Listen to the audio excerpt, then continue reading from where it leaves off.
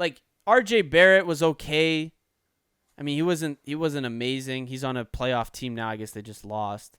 But like, what is like a rookie that you've seen get drafted, like either NBA or NFL? But like, what's a rookie that like got drafted and just was like an absolute bust?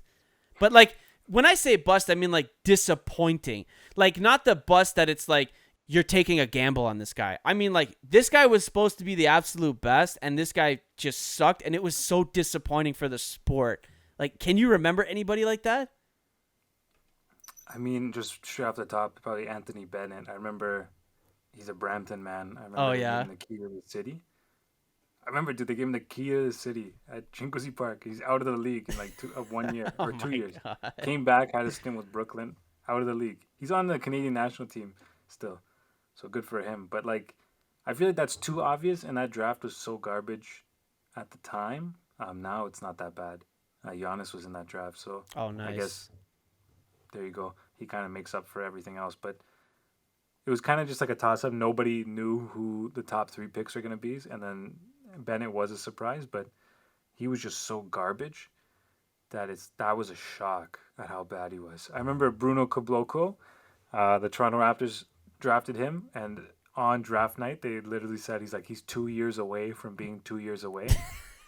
So he was 4 years away from being decent.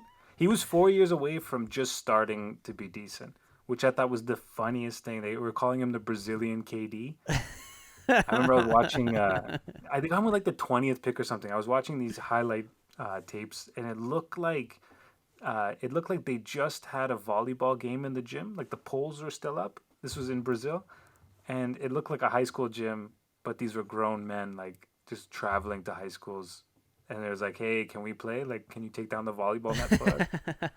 It was some of the worst footage I've ever seen. Like, he was such a disappointment. Never, he played a couple of times, just not good. Um, there's been a lot. Like Markel Fultz was trash. Like, do you remember what happened with him? Like, his gene No. forgot how to shoot. So they drafted him, injured a lot. He forgot how to shoot.